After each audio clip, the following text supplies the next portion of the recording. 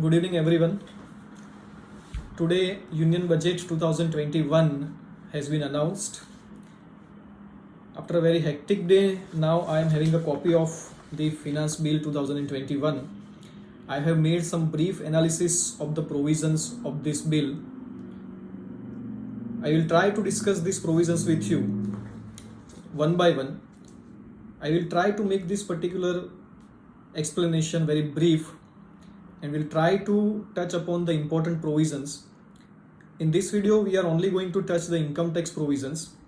Nirmala Sitharaman, our Honorable Finance Minister, said that this will be the budget which has never been seen for the last 100 years. So let's see what she has given which was not given for the last 100 years. Let me start with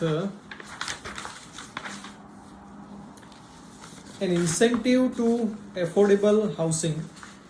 There is one section called section 80 IBA which provides where the gross total income of an SSC includes any profits and gains from a business of developing and building an affordable housing project. What this particular section has said, that you are having a tax holiday, 100% deduction from the tax. But the condition here was that the project is approved by the competent authority after 1st of June 2016, but before 31st day of March 2021. This March 2021 has been extended to March 2022. That means this tax holiday will be continued even if the competent authority has approved the project, affordable housing project, up to 31st of March 2022. What else they have changed? The same thing will be applicable to rental housing projects also. This is what they are saying. Not a very big change, only an extension from 31st March 21 to 31st March 22. A corresponding relaxation or the extension, you can say, is also given in case of section 80 EEA. What is section 80 EEA? It provides for a deduction in respect of a home loan. There is an interest on the loan taken for the residential house up to an amount of 1,50,000 rupees, provided the loan has been sanctioned between 1st April 2019 to 31st of March 2021. Further conditions were that the stamp duty value does not exceed 45 lakhs rupees. What change they have made here? Now they are saying that the loan sanction date has been extended from 31st of March 2021 to 31st of March 2022. So even if the loan is sanctioned up to 31st of March 2022, still this 80 EEA benefit you can get, provided the stamp duty value is up to 45 lakhs rupees for the home. This is what they have said. Then after, friends, that is section 80 IAC, which is saying that out of the 10 years, for any 3 consecutive years, you can get 100% tax holiday. The condition here was the startup should have been incorporated between 1st of April 2016 to 1st of April 2021. This date has also been extended to 31st of March 2022, or rather we can say 1st of April 2022. So here also 1 year extension for getting the deduction under section 80 IAC. This has been increased. A corresponding deduction is also there in section 54 GB. 54 GB is a section where a long-term capital asset, which is a residential property, that means a house or a plot of land, that you are selling, consideration what you are receiving, that you are investing in eligible startups, the kind of startups which are referred in section 80 IAC. Then deduction under section 54 GB you can get. Here the condition was that the benefit is available only when the residential property is transferred on or before 31st of March 2021. Here also now they are providing that even if you are transferring the residential house property up to 31st of March 2022, still the benefit of 54 GB will be given to you. This benefit has been extended. So 80 IAC and 54 GB benefits are extended up to 31st of March 2022. What else is there? Friends, you must have heard about the benefit given to senior citizens who are having an age of more than 75 years. In case a senior citizen who is having an age of more than 75 years, they are saying that he is not required to file income tax return, but that is not an absolute right given. This is subject to certain conditions. What kind of conditions they have given? They are saying that the person is a senior citizen resident in India and has an age of 75 or more during the previous year. Number 2, he has only income of pension. However, in addition to such pension, he may also have an interest income from the same bank in which he is receiving this pension income. Very interesting. The bank in which you are receiving the pension income, in the same bank, from the same bank you are having an interest income, only then this benefit will be applicable. The bank is a specified bank. Now what is specified bank? Specified banks will be given, a list will be given by government. They will notify these particular banks which are called a notified bank or the specified bank. In that you are required to deposit the money, in that you must have the deposit of money, and on that you are getting the interest. So pension income, this interest income from the specified bank, only then this benefit will be given. You are required to give a declaration to the bank, and you are required to mention your section 80C deductions, 87A rebate, etc. And if tax is payable, bank will deduct that particular tax, the TDS will be deducted. And once this procedure is done, then you are not required to file return under section 139. This is what they are saying. So a senior citizen having an age of more than 75 years is not required to file income tax return. That is not the absolute kind of statement. There are certain conditions attached. Condition is you must have only the pension income and interest income from the same bank in which you are receiving the pension. That bank should be a specified bank, and you are required to give a declaration of your 80C deductions, 87A rebate, etc. to the bank. Bank will deduct your TDS, and then after you are not required to file the return. This is what the benefit for the senior citizen having an age above 75 years is. What else has been changed? What else kind of relaxations are given? There is one safe harbor limit in section 43CA and 56(2)(10). What is section 43CA and 56(2)(10)? Whenever an immovable property is transferred at a sales consideration which is less than the stamp duty value, in that situation the stamp duty value will be considered as the sales price, even if your sales consideration is less than the stamp duty valuation. So one side, the seller is paying tax on the sales consideration which is equal to the stamp duty value. Other side, the difference between the actual consideration and the stamp duty value, that will be considered as income for the buyer also. So both are taxed. But here there was one safe harbor clause, that if the difference between the sales consideration and the stamp duty value is not more than 10%, in that situation, this section 43CA and 56(2)(10) will not be applicable. That means up to a difference of 10%, there is no problem. This clause will not be applicable. For this particular year, what they are saying is this 10% we are increasing to 20%, subject to certain conditions. What are the conditions they have mentioned? They have mentioned the conditions. Number 1, the transfer of residential unit takes place during the period from 12th November to 30th of June 2021. Please understand, this is not a blanket relaxation.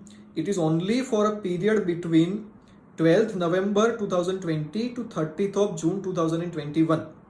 The transfer is by way of first time allotment of residential unit to a person. That means it is not a second hand sale, first time allotment of the unit, only then. And last one, the consideration received or accruing as a result of such transfer does not exceed 2 crore rupees. So if the consideration is exceeding 2 crore rupees, this 20% benefit will not be there. So this 10% has been made 20%, subject to certain conditions. Okay, what else is changed? Okay, tax audit limit. See, section 44AB is the section which is providing for the tax audit by a chartered accountant.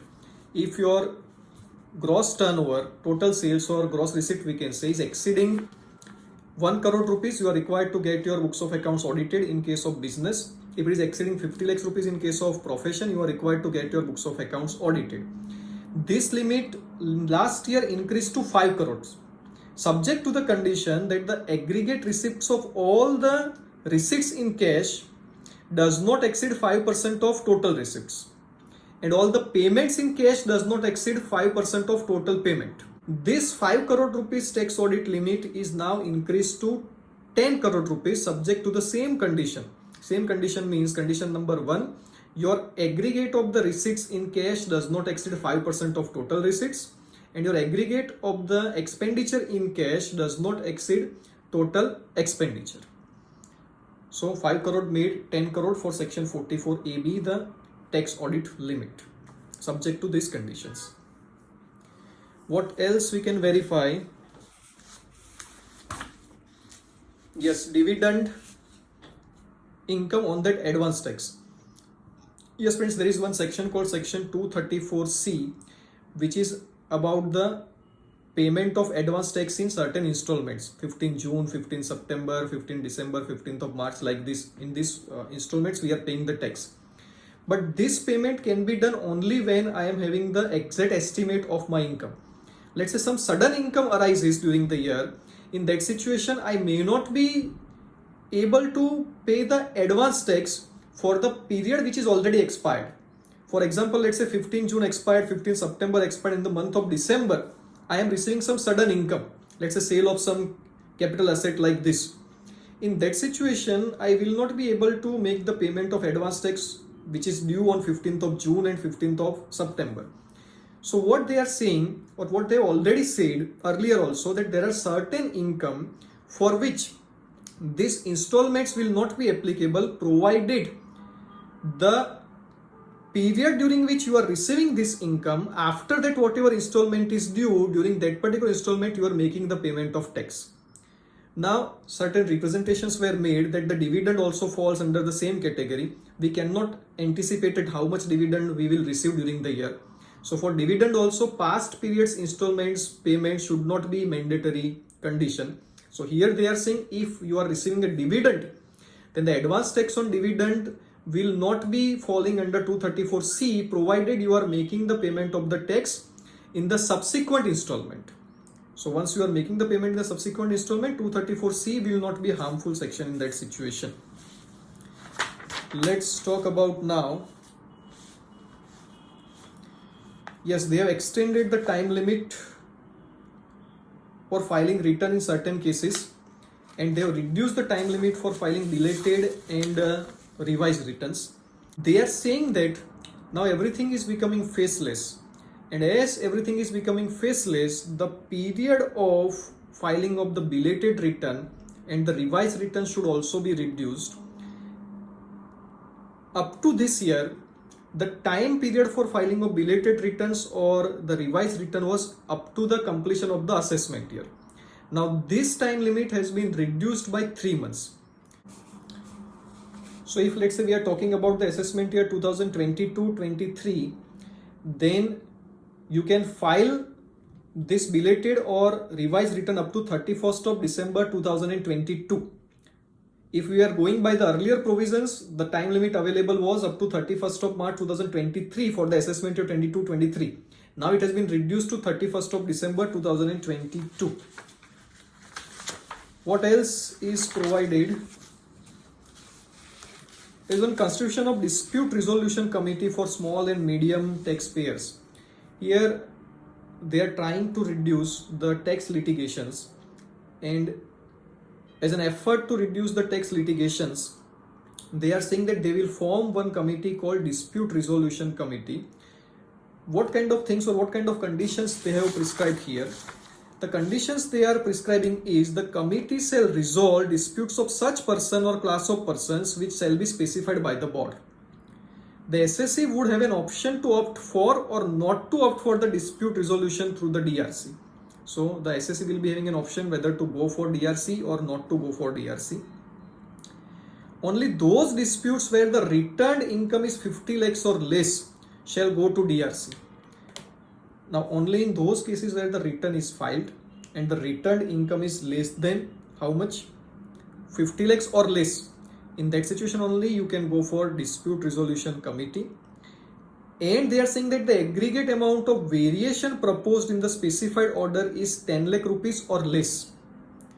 So the variation, if let's say it is more than 10 lakhs rupees, you cannot go to the dispute resolution committee even if the returned income is less than 50 lakhs rupees.